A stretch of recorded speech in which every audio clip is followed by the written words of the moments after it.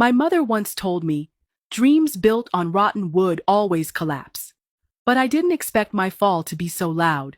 I was once one of the richest women in my country.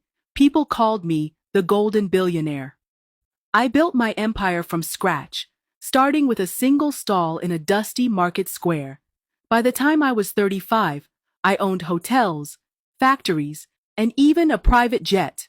But last year, everything crumbled, almost overnight. And the worst part? It was all because of my own arrogance. But let me start from the beginning, so you understand how I got here. My name is Dara. I was born in a small town most people couldn't even find on a map. My earliest memories were of watching my mother sell roasted groundnuts on a roadside stall. She was the strongest person I ever knew. After my father died when I was 3, she worked from sunrise to midnight to keep us fed.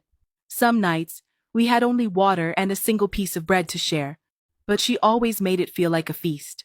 I remember sitting beside her, counting coins she'd earned, dreaming about having enough money to buy her a house with a tiled roof so rain wouldn't leak through the holes. At 13, I started selling oranges after school. By 15, I was selling secondhand clothes I got from the city market. At 17, I saved enough to open a small stall of my own, a wooden table with a bright blue umbrella. I called it Mama Dara's, even though I was the only one behind the counter. Every morning, I'd carry goods from the wholesaler on my head, balancing heavy bags bigger than my body. Customers liked me because I smiled, remembered their names, and sometimes gave them credit when they were short on cash. Slowly, word spread, and people came to my stall from other neighborhoods. But it wasn't easy. I was robbed twice before I turned 18, one time beaten so badly I couldn't stand for a week. A crooked tax collector demanded more money from me, or he'd shut me down. I cried myself to sleep more nights than I can count. But every time I thought about quitting, I pictured my mother's tired eyes, the way she'd cough late at night from breathing smoke while roasting groundnuts. I promised myself I'd give her a better life. When I was 19, a traveling businessman noticed me.